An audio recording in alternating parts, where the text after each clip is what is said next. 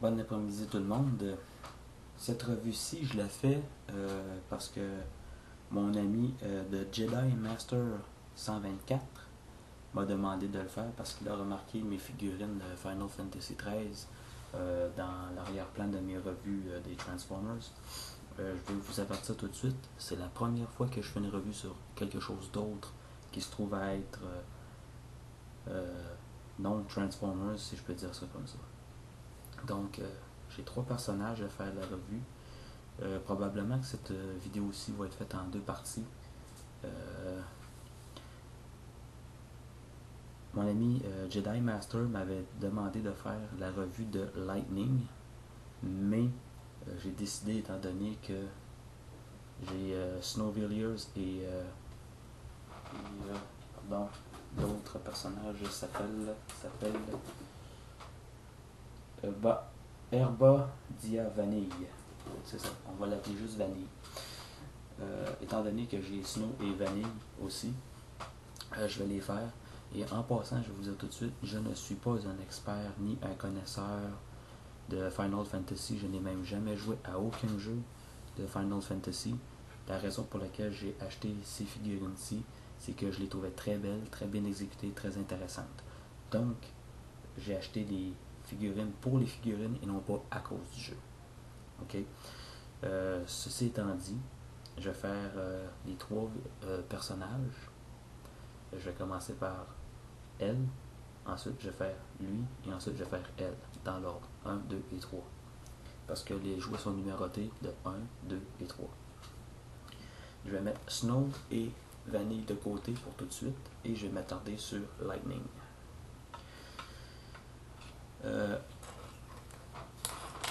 Avant tout, chaque personnage venait avec des accessoires.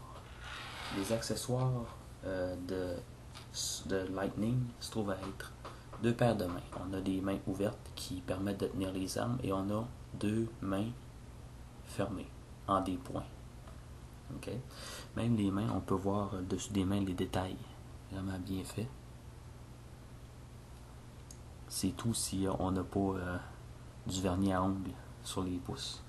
Chacune des figurines vient avec une espèce de trépied, ou plutôt un support. Malheureusement, la qualité des supports sont vraiment médiocres. Okay? On a 3 articulations sur cette tige-ci. C'est tous des click joints, mais ils ne sont pas solides. On peut faire tourner le support à 360 degrés, ainsi que ici, à 360 degrés également sur click joint. Et on a la pince qui ouvre. Les 3 personnages ont ça, mais c'est vraiment de piètre qualité. Lightning a également ces 2 accessoires-ci, une épée et un fusil. Le fusil, ben, il peut se convertir en une espèce d'épée, ou je ne sais pas vraiment en quoi. Mais il reste que on peut, étant donné que c'est comme ça, on peut le rentrer dans l'étui qu'il y a à l'arrière de son dos, c'est comme ça. Ou ça reste plutôt comme ça. Et voilà, le tour est joué.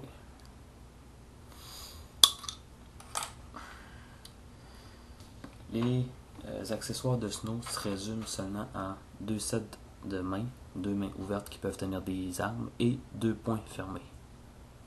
Encore là, on remarque les détails sur les poignets avec les boucles.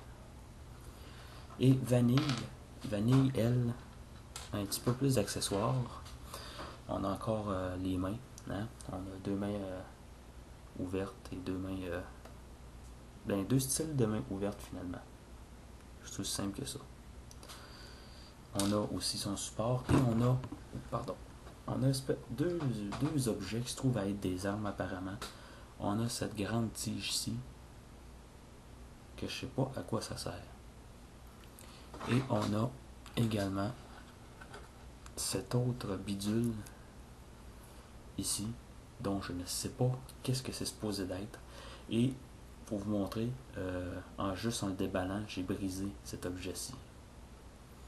Pas fort. Ça, c'est une mauvaise critique, mauvaise qualité pour ça. Pour ce qui est des figurines, on commence avec Lightning. Bon, Lightning a quand même un suit, ou plutôt un habillement modérément sexy. Hein? C'est des personnages japonais, donc il faut s'attendre à un style provocateur. On a un gant très long d'un côté et de l'autre côté on a juste un petit gant normal. Les détails du visage sont très beaux. On a vraiment des beaux détails pour le visage. Chaque cheveu, pas chaque cheveu, mais les cheveux sont très très très détaillés. Même si c'est pas des vrais cheveux, c'est du plastique rigide. On a quand même bien détaillé la tête. Les yeux sont peints, ainsi que la bouche. On a une expression plutôt neutre quand même. Et on a un peu de souplesse dans les cheveux qui sont plus vers le bas. On a de la souplesse aussi au niveau du col du vêtement. Aussi le manteau au niveau de la taille. Ici, souple. On a cette espèce de foulard dans le dos qui est très très très malléable. On a la jupe qui est très malléable elle aussi. On a le ceinturon. On a une autre espèce de sacoche sur le côté. Si on voudrait, j'ai l'impression qu'on pourrait même l'enlever de la façon que c'est fait. Mais non, c'est collé. Mais c'est vraiment bien fait. Même les ceintures ici, vous voyez, c'est pas collé dessus la figurine, c'est vraiment à part. C'est bien fait. Amplitude de mouvement, on nous dit qu'il y a au-delà de 25 articulations. On commence avec la tête, qui se trouve être sur un ball joint forcément. On a les bras, qui peuvent tourner à 360 degrés, ou presque. Oui, 360 degrés. Au niveau des épaules, on peut monter et descendre. On a une articulation au milieu du biceps. Pardon, là j'ai vraiment mal fait ma mise au point, veuillez m'excuser. Bon, ici, on a le coude qui se plie. On a le poignet qui tourne. Au niveau de la taille, on a ici, au-dessus de la ceinture. Et vous voyez, c'est vraiment très très très solide. Comme ça. Au niveau des jambes, on a les hanches. L'avant en arrière. Et au-dessus ici, on peut tourner à 360 degrés.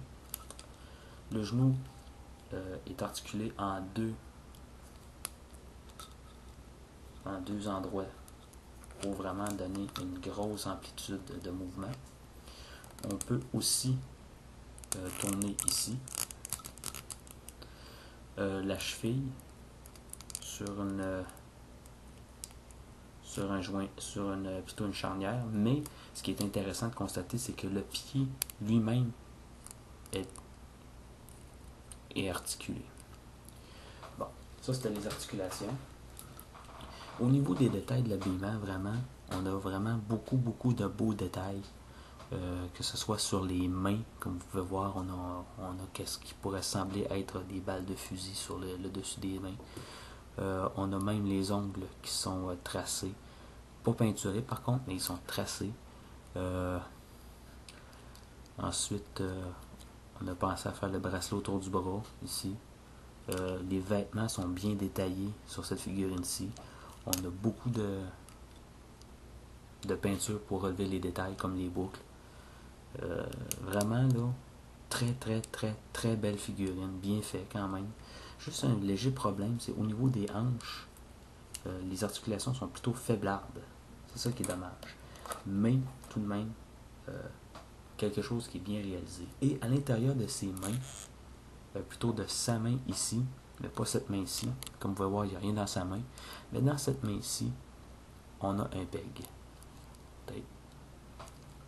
Et ce peg ici c'est surtout pour l'épée.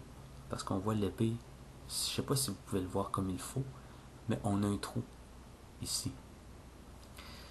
Et le peg va justement s'insérer dans le trou de cette épée.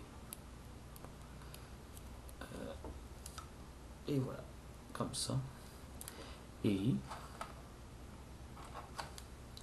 en dépliant cette partie ici,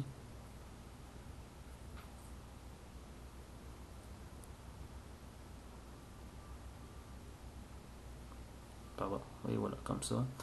Et on a cette partie ici qui s'ouvre, une petite partie ici. On peut également faire tenir, ou plutôt serait-ce le contraire, pardon. C'est parce que les deux armes ont des trous dans les poignées.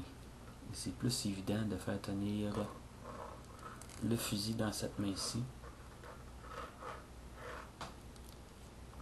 et garder cette main-ci pour l'épée. Juste pour me faire mentir, elle refuse de le tenir comme il faut. Mais bon. Ça, c'était Lightning de Final Fantasy. Ça aurait été vraiment plaisant de pouvoir utiliser les bases, mais malheureusement, les bases sont pas solides pour soutenir ça parce que les personnages ont quand même un certain poids, ce qui fait que ça rend assez laborieux l'utilisation de ces supports-ci.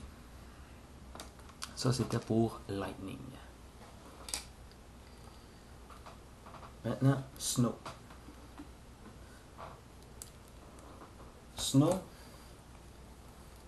a pratiquement les mêmes articulations que Lightning, donc je ne vais pas m'attarder trop sur les articulations de Snow, quand même, parce que c'est vraiment la même ingénierie. Peut-être une différence au niveau des coudes, parce qu'on semble avoir une articulation double au niveau du coude, contrairement à Lightning. Mais pour ce qui est du reste, tout est identique au point de vue des articulations, donc je ne m'attarderai pas sur ces articulations. Présentement, je suis à la recherche de fusils à l'échelle pour ce personnage-ci, donc j'aimerais bien être capable de trouver des fusils. Une note, c'est possible, en détachant les bras, c'est possible d'enlever au complet le manteau, mais je ne vous le recommande pas parce que ça crée une faiblesse ensuite dans les articulations. On a un grand trench coat pour Snow avec un foulard. Encore une fois, visage détaillé. Semble avoir une barbe de quelques jours. On n'a pas de texture par contre, mais on a la peinture pour le montrer. Les cheveux couettés. On a même une boucle à l'arrière pour le foulard. Semble être bien bâti, vu les pectoraux quand même. A un tatouage sur l'avant-bras ici. Une espèce de grande écharpe très détaillée ici aussi. Un grand trench coat. À l'arrière c'est séparé, on peut simuler un grand vent en écartant comme ça. Peut-être une autre chose aussi au niveau des avant-bras pour l'articulation, on peut aussi tourner ici. Je ne l'avais pas dit, mais là je vous le dis. J'aime bien ça ici, ce détail ici, comme ça.